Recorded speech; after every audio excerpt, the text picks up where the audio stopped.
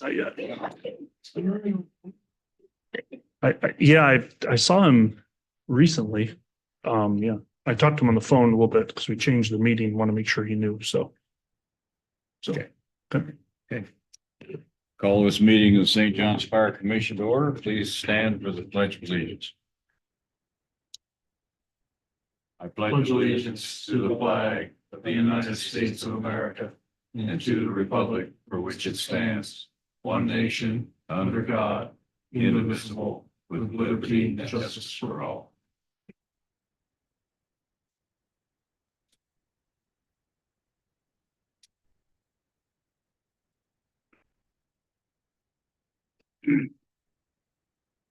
All right, please answer to the roll. Deborah Lehman. Present. Leroy Blake. Isaiah White. Here. Steve Rolando. Robert Wright. Here. Brooks McGugan. Here. Jackie Stanley. Here. Tara Lynn Durham. Here. Oh, thank you. Can I get a motion to approve the minutes of our last meeting, October 14th? So all those in favor? Aye. Those opposed? Motion passed. Any public comments? Seeing no public. Chief's report. Sure. Happy Tuesday, everybody. Wanted to say that, and then let me get my bearings here a little bit. Firstly, I'll address, send an email out. If you saw our Facebook, there was a short little video as well too. Orangeburg last week and a half ago was received about some areas 18 inches of rain, even more in some spots, and had quite a bit of significant flooding event that's now trickled down to the Edisto River as well too. But pretty quickly after that, they knew they had a pretty serious situation on their hands. Our state mobilization asked for any high water resources in the state really to come help assist. So we were able to send out the call. Appreciative of Captain Lomas and a couple others that stepped up to volunteer. They drove the high water vehicle up there. We made sure it was road ready because that's sometimes an issue with that vehicle. We'll talk about high water vehicles tonight a little bit. And then they went up there deployed, were able to rescue a physically disabled woman in her house that had water up to her waist in her house. They went with a crew, a volunteer crew in a John boat, and were able to rescue that person. So that definitely paid off. They were there for about short of 24 hours, but they spent the night in Orangeburg as well too. So thank you to that crew. Great work by our personnel. We're able to lend a hand to our neighbors and friends when we can, which is good. Along those lines too, I came a few months ago, we discussed our Swiftwater team and that direction of really needing that as a resource for us as well too. Firefighter Ryan Freeland, who's fairly used to be with the district and then actually came back, is spearheading that with us, with some of our assistant chiefs as well too on that plan. So that's ongoing to procure the equipment and then the training necessary to have our own Swiftwater team. Those teams would have the ability to deploy in these same situations as well too across the state, similar to how Greenville came to us as well. Okay. So great work by them. The last month we had department meetings where we met with every employee and talked about several different things. We talked about some standard of conduct updates that we did. So I have the document here and I can show you whenever you guys want to, but back in 2016, Chief Walls had developed a standard of conduct for our employees. That's the expectations of their behavior and their conduct on duty and off duty as well too. We made some revisions to that document. The meat and potatoes are kind of the same, but we just cleaned some things up, updated some things to 2024 lingo and language. And we met with all employees for them to all re-sign that document so that we could reset the expectations of their conduct. There was nothing big or huge that prompted us to do that. It was just time to revisit that document as well. In those department meetings, I met with all of our employees. We discussed our standards. We discussed our expectations of our employees and kind of our direction and where we're going with training as well too. Chief Junker and his team led also a training on essential personnel.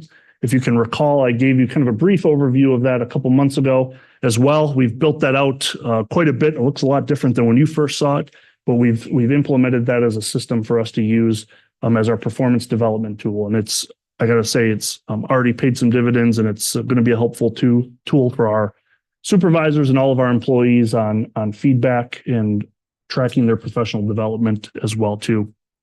As part of that, our personnel spend really a small percentage of their day actually on incident calls. They're really at the station and having peer-to-peer conversations kind of 98% of the day as well too.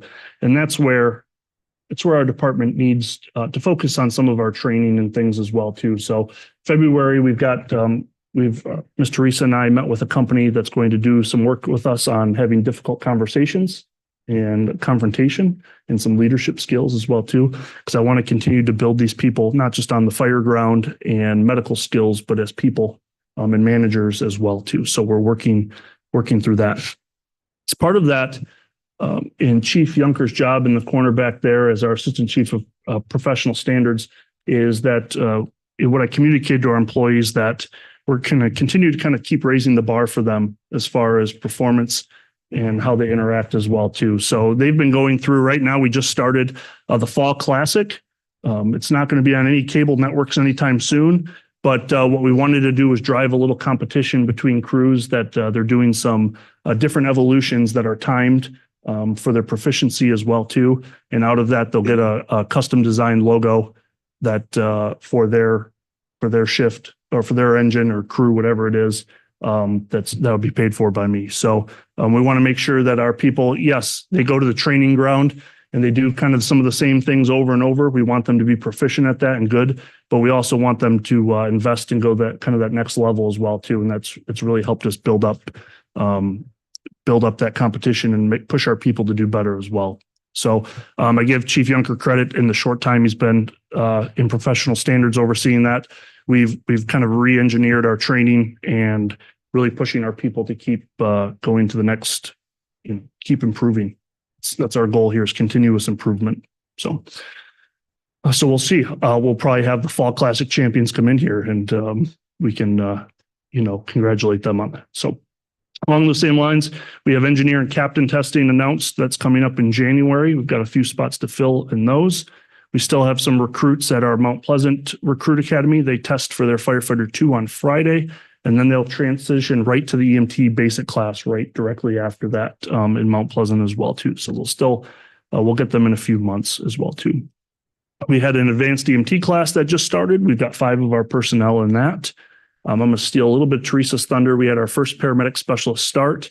She actually ran her first call today as well too, where we hosted interviews for that today as well. Teresa can expand on that as well. We've got a couple things we're selling on Gov Deals as well too, some old vehicles. Next will be a couple old apparatus that are out of service, out of our reserve fleet that we'll be selling as well too. Teresa, would you like to just update on a couple of HR things? I should be on. Is this on? Yeah. It is on. Hello, everyone. Good to see you all. Just a little bit of a touch on more than he said. The person that started, the paramedic, yes, she's here. She's great. The interviews, not so much, not as well. They interviewed a few today, and so far I've gotten kind of mediocre feedback. So unfortunately, probably not going to be there. We're still looking for some more, but there will be some debrief. It's just the initial response I got back when I asked about them. We also have staff accountant position, several interviews next week. Danielle and I will interview next week. We got quite a bit of response to that one, different from the accounting manager position. This one was a lot of people want to be this. So we're going to talk to them Zoom first and then pick some, narrow it down to a few to come in. So we're excited about that next week. And unfortunately, we also have a diesel mechanic opening because Ernie's leaving. He's given notice. His last day is Thursday, the 14th. So I got the approved job description confirmed by Jason today, and I'll get that posted tomorrow. And if anybody has any clue on where someone like that would go to find a job, I'd like to post there. So you can tell me if you know about those things. But we are looking for the normal, Indeed and all. But if they're specific, like a website or something that diesel mechanics look at, let me know. I'm all ears. All right. But that's really all right now. Just nobody on workers' comp off or anything like that.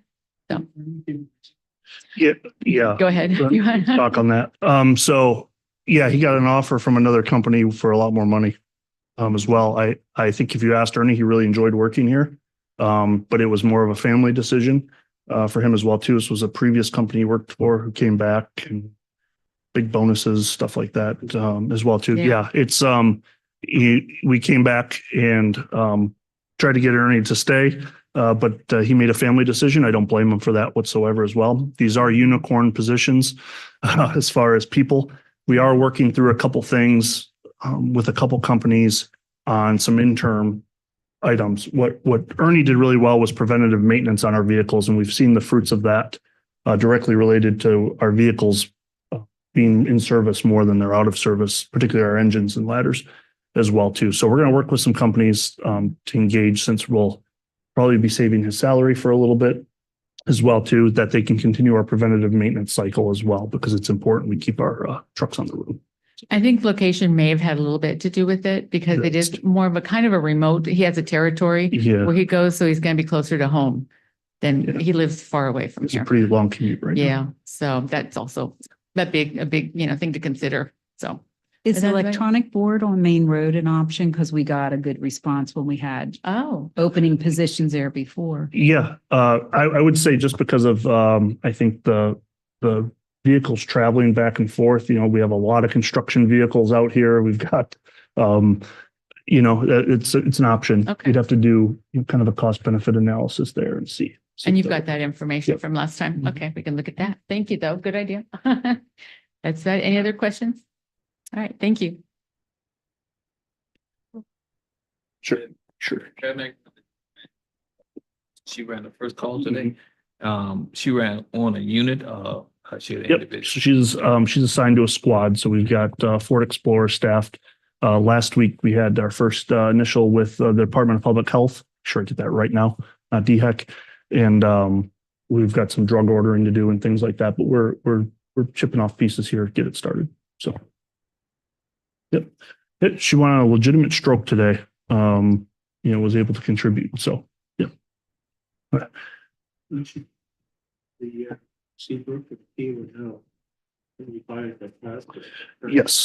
Yes, I mentioned it at, I gave a presentation to Kiowa Town Council on last week.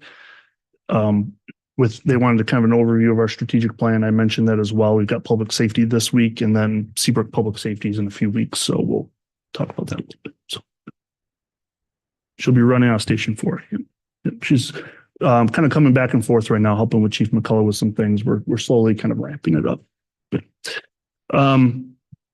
Chief Prowse is not here. He's at a class, but if you have any questions on the incident statistics, it was a busy month last week, or a busy month last month. Geez. You can review those as well. Last thing I have on my docket here, we've got several things in new business, but December we'll start to work on that mid-year budget. That's usually due to Charleston County by mid-January, but we'll start working on that here once we process December. So, pardon? Okay. Yeah. That's it for my chief's report, unless anybody has any questions. So. Financial report. Hey there. All right, going over October, our overall operating expense budget remaining goal is 67%, which our actual is on trend. We're at 67.51%. Our bank balances as of October 31st include our operating account at around 5.8 million, our LGIP account around 13,000, our 2021 Go Bond account at $83, our 2022 Go Bond account at around 26,000, our 2023 Go Bond account at around 434,000, and our 2024 Go Bond account at around 17 million. For revenue in October, we collected retirement reimbursements, and from Charleston County, we received around 105,000, which was for September collections. The non-standard overtime for October was around 71,000. And then for the month of October, our operating expenditures year to date is at 5.7 million, which includes encumbrances, and our base pay percentage is at 85%. Any questions? Just two items I'll quickly note from that finance report. Our non-standard overtime continues to fall That two reasons for that. One is staffing has improved, and B, less people take vacations in October, November as well too. So, but we're making strides there. We're seeing quite a bit less and less forced overtime. So, thank you. Okay, still we're fully staffed at the firefighter position. What we do have open is a couple engineer positions and a couple captain positions. Those positions are the floaters that we changed to for a couple of the shifts. So in theory, I think it's 4 or 5 actual positions we have open, but every firefighter position, I actually think we're +1 in the firefighter position. So. Okay. Attorney's update.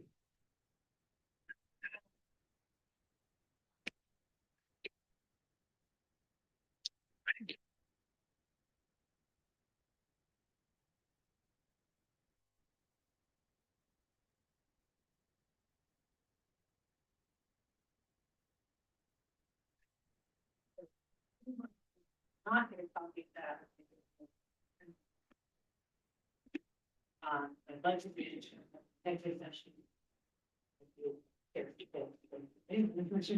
Perfect. We also have ongoing negotiations with COVID settlements. Rather than we do like to request this registration. I think we can do that. Yeah. And I'm sorry, Spencer, I forgot to give you that's my bad. That's much. Yeah. Yes. Yeah. Okay. I think we lost Mr. Unfinished or old business? New business. 3 items list. Sure. We'll go ahead and take those, Chairman Tomei. So first one, we solicited RFPs for high water vehicles. So just to refresh everybody's memory, this was money provided by Seabrook ARPA funds for a high water vehicle. For that, totaling their call it donation, but their reliance of or their relaying of the ARPA funds to us totaled $400,000. We sent that out to bid. I believe I sent everybody an email, a bid summary sheet. I know I didn't print it out for everybody, but we had 2 or 3 vendors bid. One vendor we canceled out right away because it was on a repurposed chassis. It was on a used chassis, so we eliminated that vendor, which was actually the low bid vendor. Other than that, we had two other vendors. We're recommending the approval of Spartan Fire in emergency apparatus and the totaling of $357,698. Happy to answer any questions on that. I did give you a picture. That's Charleston's. That's what Spartan gave their spec off of was theirs. That is built. The one you're seeing, the picture of Charleston, is the one that is built by this company, which is Skeeter. The dealer is Spartan Fire and Emergency Apparatus. But we'd request approval to purchase in the amount of $357,698. Mm-hmm. So interestingly, they've got 2 from this company and 2 from the other vendor as well too. They don't really have complaints with either of them as well too. One's a Freightliner chassis, the other is International, and they've said it's the same. They haven't really had any issues with either of them as well too. So how long? So these are only a few years old. They're probably within 5 years old. Yep. Mm-hmm. And we would expect for that vehicle to last at least 20 years for us. Yep. Yes. That is what these are designed for. They are designed for saltwater. So, yep. We can. Yeah, I can probably arrange for it to come by and for them to drop it off one day. They keep it downtown. It's up in their neck area at their shop. That's where they're at, but we could probably have that done. So Seabrook offered the 400,000 and this is going to be less, but couldn't we still get the total amount and put it towards maintenance or insurance? Yes, we have a whole bunch of equipment to buy for Good. this. Okay. So that will cover. Yeah, the I wanted cost to of get the whole equipment. 400. Yeah, Okay. I talked to the mayor about that today. So I wanted to let him know what the bids came in at, and that our bid was actually less than the 400,000. But we talked about that swift water team, things they'll be operating on something like this. We got we'll buy equipment with Good, it. Yeah. okay. And then, well, I'll come back to the second bullet point on our new business, but this would be just for the approval of the bid. Well, too, so. It does. So this, what Charleston's has as a spec has basically a Tommy gate on the back. And you're able to raise and lower that Tommy gate. I can get you some better, we can throw up some pictures after the meeting too they've got 15 pictures of it online. It's got a Tommy gate on the back in the actual bed there. It's not just seating. They actually have where you can put, stretchers in wheelchair and be able to clamp down so that those don't move in the event of that. So. You do need a vote to approve that. All right, can I have a motion to approve the purchase of the high water vehicle for $357,698? All those in favor, say aye. Those opposed? Motion passed. Thank you. We'll have that check on Thursday and we'll turn around and get this probably ordered beginning of next week. So. Okay, number 2 on our new business, this relates to the high water vehicle. Myself and Ms. Whatmore have been working on an intergovernmental agreement with the town of Seabrook.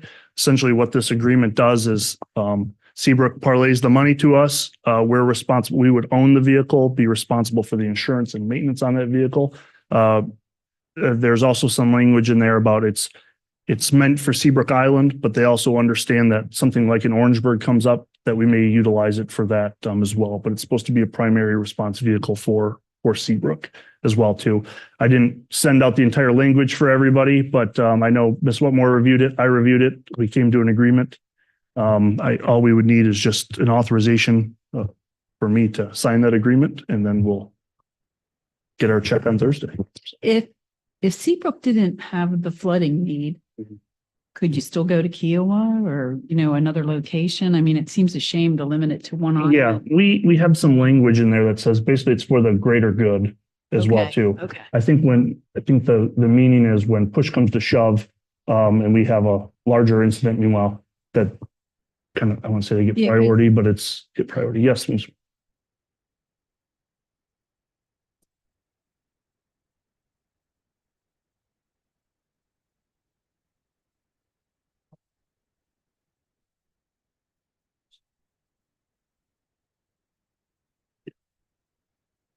Right. Yeah.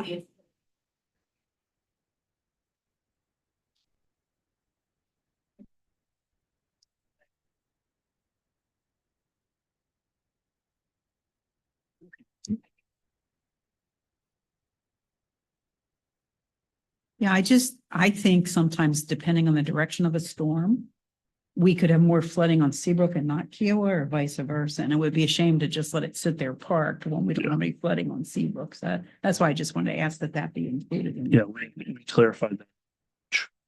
Yep. So, Vehicle be housed at Seabrook? our intention is to keep it as much as possible at Station 2. We've got an extra bay there where the high water vehicle is now. Obviously, it's going to have to come for maintenance at points, and it's good for us to just run it up and down the road stuff too. So, Yep. All right, get a motion to approve authorizing the fire chief to enter into the intergovernmental agreement with the town of Seabrook Island for receivable of ARPA funds related to high water vehicle purchase. So moved. Second. Okay. All those in favor signify by saying aye. Aye. Those opposed? Motion passed. okay, last new business item. I discussed this a little bit in the finance committee meeting, but I just want to make sure because we're making a change to our FTE as full-time employee as well too. So in our finance department, we had the controller, there was an accounting manager, and then the staff accountant as well too.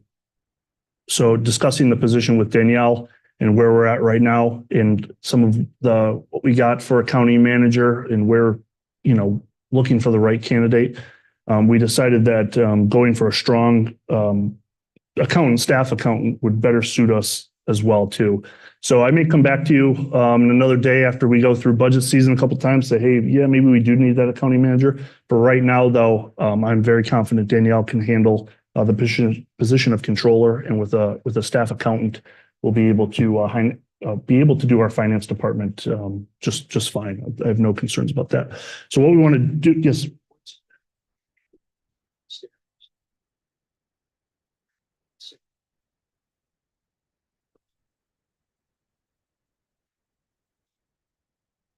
Yep. Yep. Yeah, we want, I think we've advertised with experience, but also, being able to kind of grow into a larger position as well too, kind of different than what we do with Danielle as well too. So I say that where I'm changing that full-time position to, that leaves us a open full-time position in administration. I believe it's been a few months ago now, but we gave a presentation on our accreditation, and that's really a full-time job to manage that, keep the train on the tracks for that process as well too. So I'd like to change that position to a full-time accreditation specialist that will learn that position and get us ready for accreditation and down those tracks as well, which is a huge undertaking, and it's a big process as well too. We've identified, we're going to open it to the whole department. We've identified somebody in administration we think would be strongly suited for that role, but I also want to find the best person possible as well too. So. Mhm. Every year. Yep. So when you do become accredited, which would be the ultimate goal, but just going through the process is the benefit. It's a continuous improvement process. So what they'll do when you go through an accreditation cycle, they'll come back to you and say, here's our recommendations for improvement. Every year you go back, you fill out a report that says, this is kind of what we're doing. This is how what are you doing about your recommendations? And then every 3 years they come back for a site visit and you redo the whole thing again as well too. So it's a massive undertaking. I can't, I think, like I said in that prior meeting too, I can't tell you the benefits of it and how it'll help us in the long run as well too. It's the standard for our improvement and how we continually improve. And that's not just from operations. It's not just training, that's finance, that's human resources, it's everything as well too. So every single thing. So if you critique the commission, but they will come ask, when they come for a site visit, you will be available and they will come and ask you questions about how we operate and if what we've said on paper matches to what we're actually doing. So, yep. So anyway, I say that I don't necessarily need your approval, but if anybody has any very much disapproval on that, please, I want to talk about it and stuff too, but we're going to adjust those FTEs. We're not reducing one or adding one. We're just changing that position. I just want to make you aware of that change. Okay. Committee reports, building committee. We did not have a official meeting this past month, but there's been a lot of things going on in the background.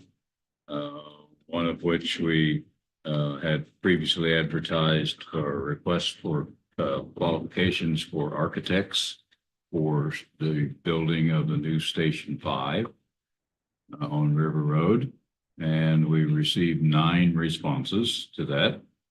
And those responses are currently being reviewed and scored by each of the commissioners on the building committee right now. And I am compiling a consolidated spreadsheet of those scores. So what will happen is the total score that each of you give for each of the architects will be added up. So we'll have a total score from all 6 of us, actually 8 of us, because the chief is in there too, and David Myers is in as well.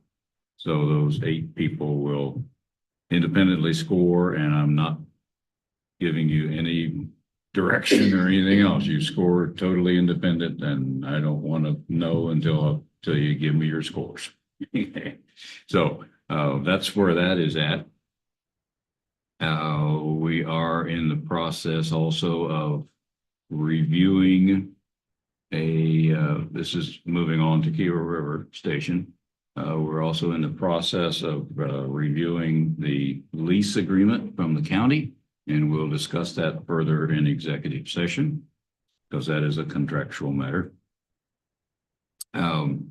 We are also, David Myers has also prepared the RFQ for a selection of an architect for that station. But we're going to hold off on sending that out until January. And the main reason for that is I will be gone for over a month on vacation, if you will. And so when I get back I'll be back on January 12th. I leave on December 7th. So as soon as I get back from that, we'll put that RFQ out for response by those architects and repeat the process to select another architect for that station. We do not want both Station 5 and Kiowa River Station to have the same architect.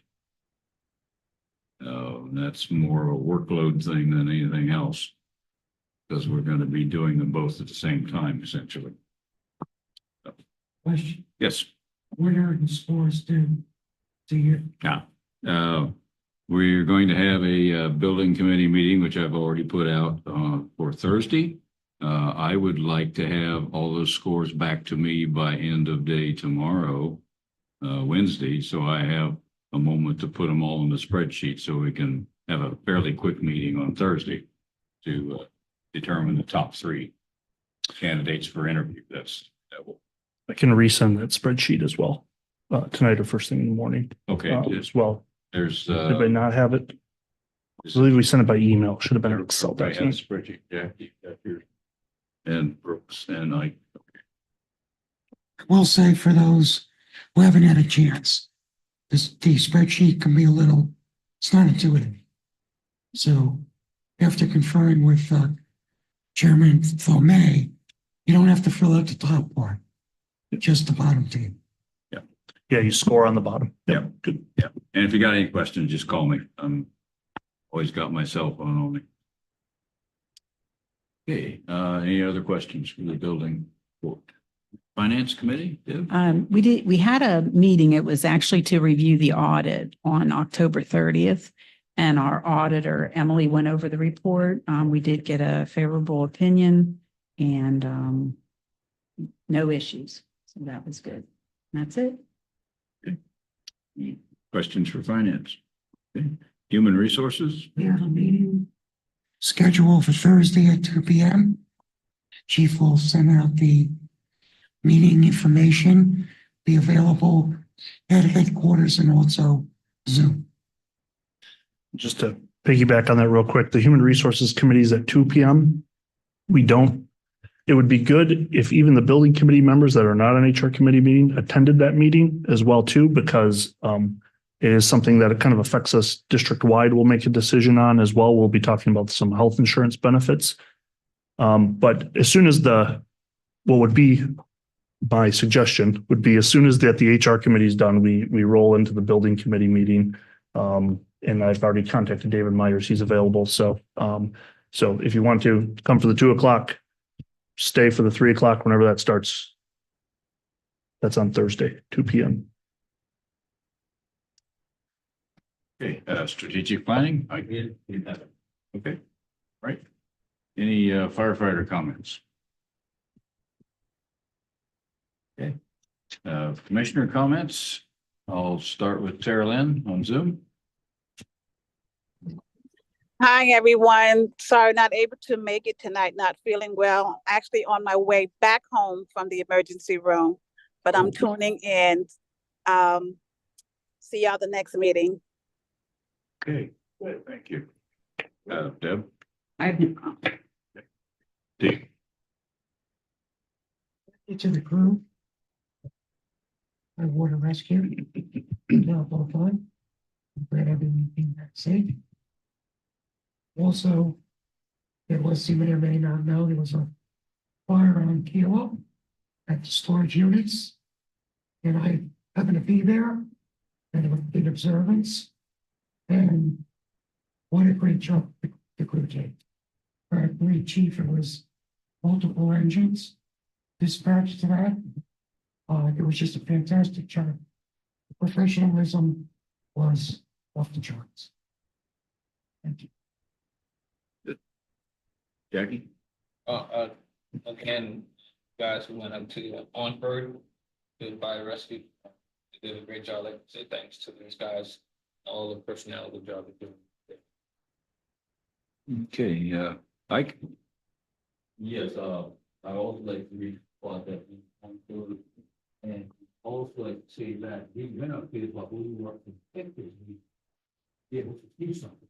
I mean, you can show up, help someone, but to come back and be that you effectively help someone and actually did the job, that makes you feel really good.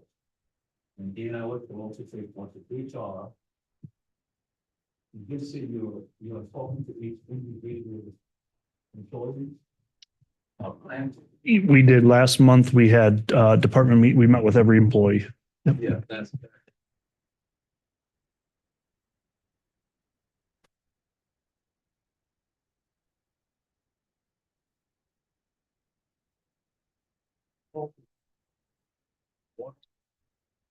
Try to get a really good feel of what's going on at the station.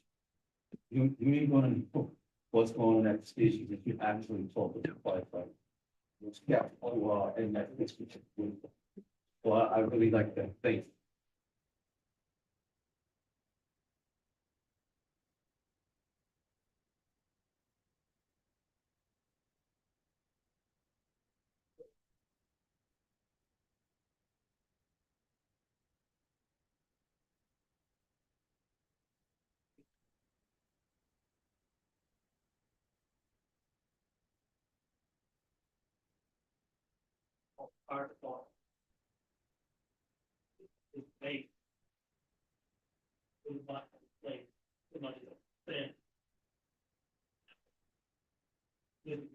Also want to put in staff.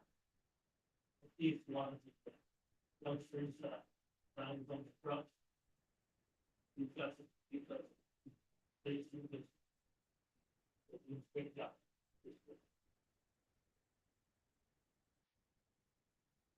Then, accommodate the people who went up to Orangeburg, helped out.